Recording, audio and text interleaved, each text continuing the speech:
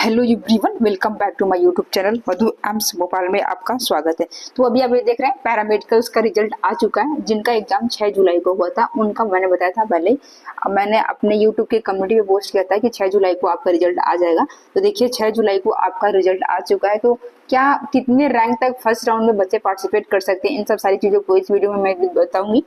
तो ठीक है, और मैं ये बता दूं फर्स्ट राउंड का कब से स्टार्ट होने वाला है काउंसलिंग, अभी ऐसा कोई नोटिस नहीं आया। जैसे ही नोटिस आएगा मैं जरूर आप लोगों के लिए बताऊंगी कि कब से काउंसलिंग स्टार्ट होने वाले। एटलीस्ट आप मान लीजिए 1 वीक के बाद से आपको नोटिफिकेशन आ जाएगा कि पैरामेडिकल्स का कब से होने वाला है काउंसलिंग स्टार्ट। ठीक है, तो आप ये देख सकते हैं इसमें लिखा हुआ है कि रोल नंबर वाइज कैंडिडेट है कौन कौन से, जो आपने कोर्सेज फिल किया होगा उसके हिसाब से ये सारे है फर्स्ट राउंड का काउंसलिंग का कि कौन कौन बच्चे इलिजिबल है पैरामेडिकल्स के लिए। चलिए हम लोग देख लेते हैं। ठीक है, और अगर आप मेरे चैनल पर नए हैं तो जरूर सब्सक्राइब करें। मैं पैरामेडिकल से रिलेटेड और एमसीबीएसई ऑनर्स नर्सरी रिलेटेड बच्चों को गाइड करती हूँ। उससे रिलेटेड जो भी अपडेट्स आता है एम्स का उस पर मैं वीडियोज बनाती हूँ और बच्चों को बताती रहती हूँ।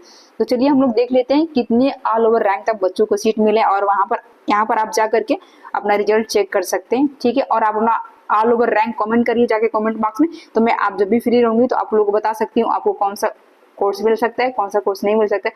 और मैंने बहुत सारे पैरामेडिकल्स के वीडियोस पे कट ऑफ बनाया है कॉलेज वाइज पे, तो आप जा करके उन वीडियोस को आप देख सकते हैं। प्ले लिस्ट में मैंने रखा है पैरामेडिकल से कट ऑफ ऐसे करके 2024 के लिए क्या रहने वाला है, तो उसी के आसपास ही कट ऑफ जाएगी, ज्यादा नहीं जाएगी। तो पैरामेडिकल का कट ऑफ थोड़ा एमसीबीएसई ऑनर्स नर्सिंग से कम रहता है। तो इस बार कितने ऑल ओवर रैंक तक बच्चे पार्टिसिपेट कर सकते हैं काउंसलिंग में, तो चलिए मैं बता देती हूँ। तो इस बार फर्स्ट राउंड के लिए देखिए यहाँ पर लिखा है rank of eligible candidate for the first round of seat allocation as follow. यानी कि अगर कोई जनरल का कैंडिडेट है उसकी all over rank general candidate का क्या है 1317, यानी कि 1370 रैंक तक अगर ऑल ओवर रैंक है तो वो बच्चा फर्स्ट राउंड काउंसलिंग में पार्टिसिपेट कर सकता है। अगर वहीं पे आप देखिए अगर ईडब्ल्यूएस का कोई कैंडिडेट है तो 1364 है तो वो भी पार्टिसिपेट कर सकता है। अगर कोई वहीं पे कोई ईडब्ल्यूएस पीडब्ल्यूबीडी का है तो इसके लिए कोई सीट यहाँ पे नहीं है। अगर ओबीसी नॉन क्रिमिनल लेयर का कोई है तो उसमें मतलब कि इस रिजल्ट में इतने रैंक तक बच्चों को लिया गया है फर्स्ट राउंड के लिए, तो इतने रैंक तक बच्चों को सीट मिलने के चांसेस है। यानी कि 2144 यानी कि 2144 रैंक है ऑल ओवर ओबीसी का कैंडिडेट है तो वो पार्टिसिपेट कर सकता है फर्स्ट राउंड में। अगर वहीं पर ओबीसी नॉन क्रिमिनल के लिए है पीडब्ल्यूबीडी का कोई कैंडिडेट है तो उसके लिए 644 है। ठीक है, अगर वो एससी के कैंडिडेट है तो उसके लिए 3251 है, 3000 के आसपास। ठीक है, अगर वहीं पर कोई एसटी पीडब्ल्यूबीडी का कैंडिडेट है तो उसके लिए कोई सीट नहीं है। अगर एससी पीडब्ल्यूबीडी के लिए उसके लिए कोई सीट नहीं है, मतलब ऐसा मतलब कि सीट होगा लेकिन ऑल ओवर रैंक का उसके लिए नहीं है। ठीक है ना, तो अगर कोई वहीं पे एसटी का है तो उसके लिए 3215 है, यानी कि 3215। देख सकते हैं आप वहीं पर एससी वाले कैंडिडेट यहाँ पे इसमें क्या है कि कम है, इसीलिए इनकी ऑल ओवर रैंक ज्यादा है। आप देखें यहाँ पर एससी के लिए, और वहीं पर एसटी के लिए ऑल ओवर रैंक क्या है कम है। तो यानी कि कहीं ना कहीं एससी के कैंडिडेट थोड़े ज्यादा होंगे और एसटी के कैंडिडेट कम होंगे, इसलिए ऑल ओवर रैंक एससी वालों की थोड़ी सी क्या है ज्यादा है। तो आप ये समझ गए होंगे, यानी कि फर्स्ट राउंड में जिनको भी इतनी ऑल ओवर रैंक है, जिनकी भी इतनी, उसको फर्स्ट राउंड में काउंसलिंग पार्टिसिपेट करने का मौका मिलेगा। तो फिर हम लोग इंस्ट्रक्शंस वगैरह देख लेते हैं क्या क्या करना है इसमें। और वहीं पर कोई ओबीसी का कैंडिडेट है और ईडब्ल्यूएस का कैंडिडेट है, जो भी कास्ट सर्टिफिकेट का डेट है इस डेट के बीच का होना चाहिए, तभी ये वैलिड होगा, और नहीं तो फिर उसको जनरल से जाकर सीट लेनी होगी। यानी कि वो डेट क्या है आप यहाँ पर देख सकते हैं 23/6/2023 से लेकर के 6/7/2024 है, यानी कि 1 साल का लगभग है। यानी कि पिछले साल उसने जून में अगर अपना सर्टिफिकेट बनवाया होगा 2023 में 1 साल का लगभग है, तो वो एग्जाम डेट का भी अगर उसका सर्टिफिकेट है तो भी वो चल जाएगा, मतलब कि वो लगा सकता है।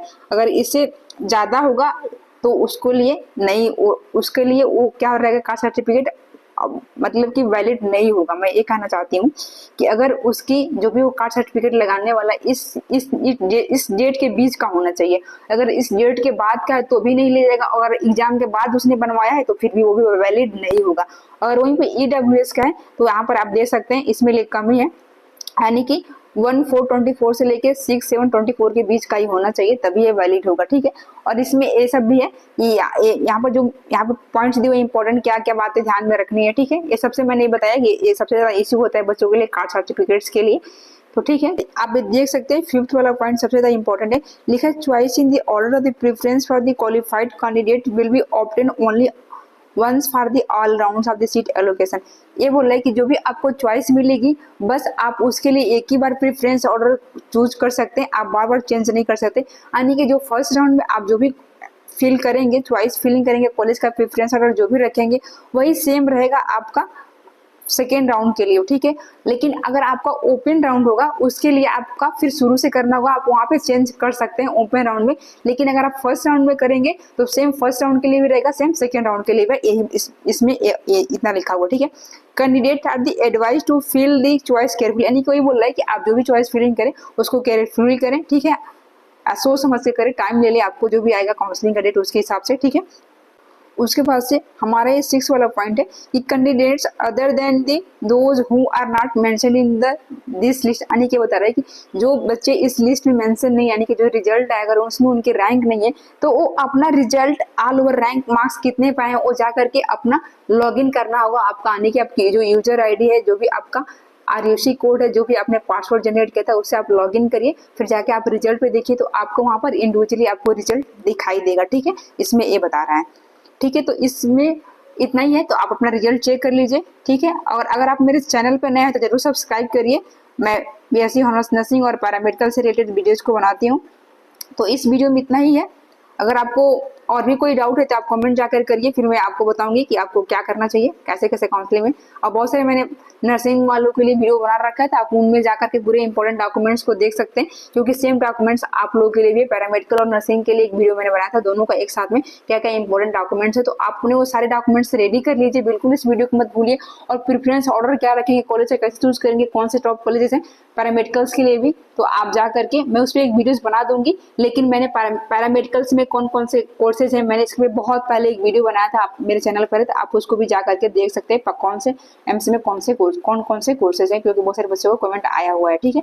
और आप मेरे टेलीग्राम पेज को भी ज्वाइन कर सकते हैं, वहाँ पे मैं सारे अपडेट्स को बताती रहती हूँ, जो भी नोटिफिकेशन आया मैं वहाँ पर पोस्ट कर दूंगी। और आप मुझे इंस्टाग्राम पे फॉलो करना चाहते हैं तो आप मुझे फॉलो कर सकते हैं वहाँ पर, और कोई मैसेज होगा तो आप कर सकते हैं, वो भी अगर कोई पर्सनली बात करना चाहता है, कोई प्रॉब्लम डिस्कस करना चाहता है तो जब मैं फ्री होती है तभी बताती हूँ। लेकिन अभी तो मेरे एग्जाम से, तो अभी आजकल तो थोड़ा नहीं कर सकती मैं, कम मैं भी कहीं फ्री रहूँ तो बता दूँ।